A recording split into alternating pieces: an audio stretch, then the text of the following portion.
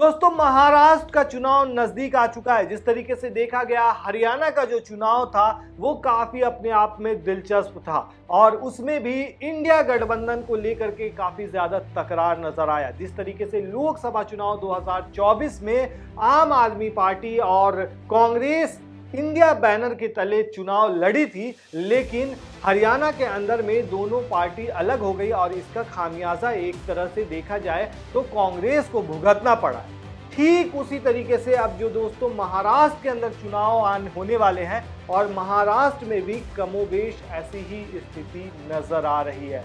दरअसल अखिलेश यादव नाराज नजर आ रहे हैं इंडिया गठबंधन से और इंडिया गठबंधन से अलग राह भी अपना सकते हैं। दोस्तों, सीट शेयरिंग को लेकर के एमपी जैसा तनाव महाराष्ट्र में नजर आ रहा है। दरअसल दोस्तों, महाराष्ट्र चुनाव में भी सीट शेयरिंग को लेकर मध्य प्रदेश जैसे तनाव आने शुरू हो चुके हैं। इंडिया गठबंधन के अंदर समाजवादी पार्टी दर्जन भर सीटों पर दावेदारी कर रही है। समाजवादी पार्टी ने सीटें नहीं मिलने पर अकेले चुनावी मैदान में उतरने की बात तक कह दी है।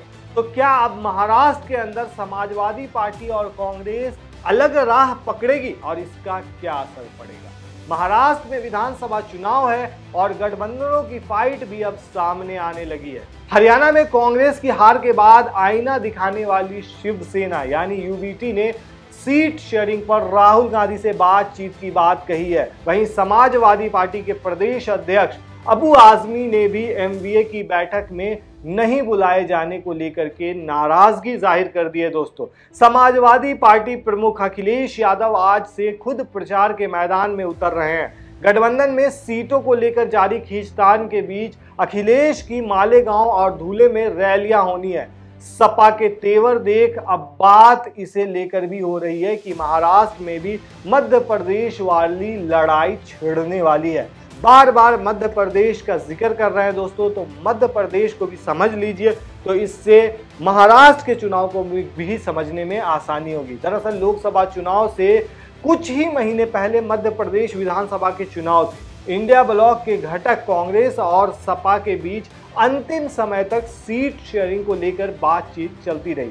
कांग्रेस की लोकल लीडरशिप समाजवादी के वजूद पर सवाल उठाते हुए गठबंधन के खिलाफ समाजवादी पार्टी दर्जन भर सीट की डिमांड कर रही थी और उसे उम्मीद थी कि 8 से 10 सीटें मिल जाएंगी। लेकिन कांग्रेस ने 2018 के एमपी चुनाव में पार्टी की जीती सीट भी नहीं छोड़ी। बाद में समाजवादी पार्टी ने अकेले ही अपने उम्मीदवार उतारे और अखिलेश ने खुद कैंप कर सूबे में प्रचार की कमान तक संभाली। समाजवादी पार्टी भले ही खाता नहीं खोल पाई, लेकिन कई सीटों पर कांग्रेस का खेल जरूर खराब कर गई। ये सच्चाई है दोस्तों मध्य प्रदेश की। अब महाराष्ट्र में मध्य प्रदेश की बात करें। दरअसल दोस्तों, महाराष्ट्र चुनाव में भी वैसे ही हालात बनते नजर आ रहे हैं। समाजवादी पार्टी दर्जन भर सीटों पर दावेदारी कर रही है। समाजवादी पार्टी की डिमांड तो हरियाणा चुनाव में भी गठबंधन की थी, लेकिन वहां पार्टी बातचीत की टेबल से ग्राउंड तक नहीं पहुंच पाई। हरियाणा के झटके से सतर्क समाजवादी पार्टी एमपी मॉडल अपनाते हुए सीट बंटवारे पर बातचीत के साथ साथ चुनावी तैयारियों को भी रफ्तार देने की रणनीति पर काम कर रही है। संकेत साफ है कि पार्टी नहीं चाहती है कि गठबंधन ना हो पाए तो पार्टी हरियाणा की तरह चुनावी मैदान से बाहर रह जाए। समाजवादी पार्टी की सक्रियता कांग्रेस, शिवसेना, यूबीटी और एनसीपी यानी कि शरद पवार की पार्टी के लिए साफ संदेश है कि गठबंधन हो या ना हो, पार्टी चुनावी रणभूमि में जरूर उतरेगी। महाराष्ट्र के सपा अध्यक्ष अबू आजमी ने तो बाकायदा सीटों के नाम गिनाते हुए दो टूक कह दिया है कि हमारी पूरी तैयारी है और गठबंधन में सीटें नहीं मिली तो हम अखिलेश यादव से चर्चा कर अकेले ही चुनावी मैदान में उतरने के लिए तैयार हैं। उन्होंने ये भी कहा कि सपा अकेले चुनावी मैदान में उतरी और मुस्लिम वोट बटे तो इसके लिए एमवीए जिम्मेदार होगा। मतलब एक तरह से कह सकते हैं समाजवादी पार्टी ने कांग्रेस को सीधे तौर पर धमकी तक दे दी है। पहले मध्य प्रदेश और फिर हरियाणा, दोनों ही राज्यों में कांग्रेस मजबूत है। दोनों राज्यों की चुनावी फाइट में कांग्रेस मेन फ्रेम में होती है और पार्टी ने यहां समाजवादी पार्टी हो या फिर आम आदमी पार्टी, किसी को भी साथ नहीं लिया। दोनों जगहों में आम आदमी पार्टी ने पंजाब में कांग्रेस को साथ लेने से परहेज किया। इंडिया ब्लॉक की एक और घटक यानी तृणमूल कांग्रेस यानी टीएमसी भी आम चुनाव में पश्चिम बंगाल की सीटों पर एकला चलो के फार्मूले पर ही बढ़ी। अब महाराष्ट्र में भी कांग्रेस, शिवसेना यूबीटी और एनसीपी यानी कि एसपी वाली को लेकर सपा की तलखी भी इसका संकेत दे रही है। ऐसे में सवाल है कि जहां मजबूत है पार्टी तो वो वहां दूर को सटने क्यों नहीं देती है। इंडिया ब्लॉक की एक और घटक तृणमूल कांग्रेस यानी कि टीएमसी भी आम चुनाव में पश्चिम बंगाल की सीटों पर एकला चलोरे के फार्मूले पर ही बढ़ी।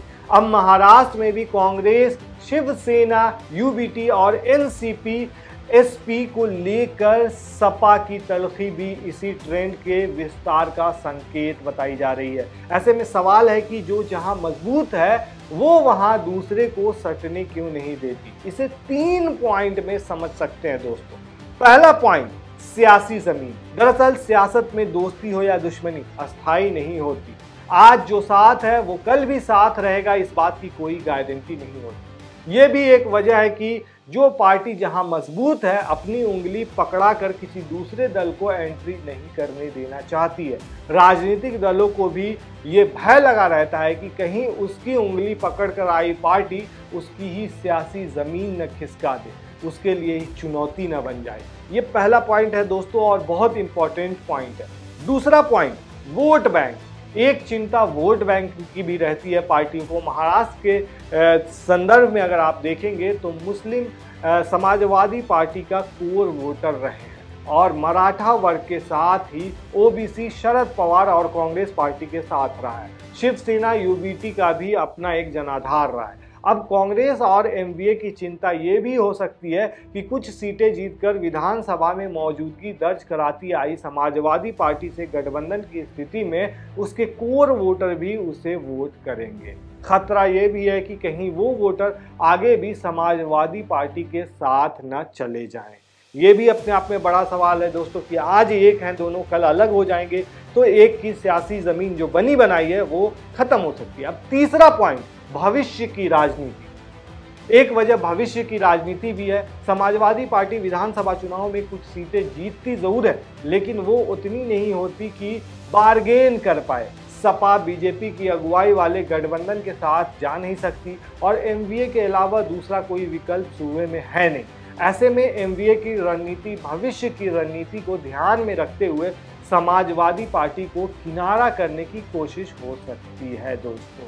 गठबंधन के साथ से सपा मजबूत हुई तो उसका बार्गेन पावर बढ़ जाएगा जो भविष्य में एमवीए के घटक दलों के लिए मुश्किलें उत्पन्न कर सकता है। तो दोस्तों ओवरऑल अगर देखा जाए तो जिस तरीके से हरियाणा का चुनाव हुआ है इससे भी कांग्रेस या इंडिया गठबंधन के दल जो है वो सबक ले सकते हैं और महाराष्ट्र में भी अगर ये सारी चीज़ें ऐसे ही रही तो वो दिन दूर नहीं कि कांग्रेस को हार का मुंह एक बार फिर देखना पड़े महाराष्ट्र के अंदर में। और जो स्थिति उत्पन्न हो रही है चाहे वो एमपी हो या फिर हरियाणा हो, एमपी के अंदर तो साफ सीधे तौर पे कहीं ना कहीं समाजवादी पार्टी ने कांग्रेस को नुकसान पहुंचाया था। और अभी अगर हाल की बात करें तो हरियाणा के अंदर में आम आदमी पार्टी ने साफ सीधे तौर पर कांग्रेस को ही नुकसान पहुंचाया। तो ऐसे में महाराष्ट्र का चुनाव अभी सर पर है और अगर ऐसा होता है तो कहीं ना कहीं इस सब में कांग्रेस ही फंसेगी दोस्तों। आपको क्या लगता है हमें कमेंट में जरूर बताएं। शुक्रिया।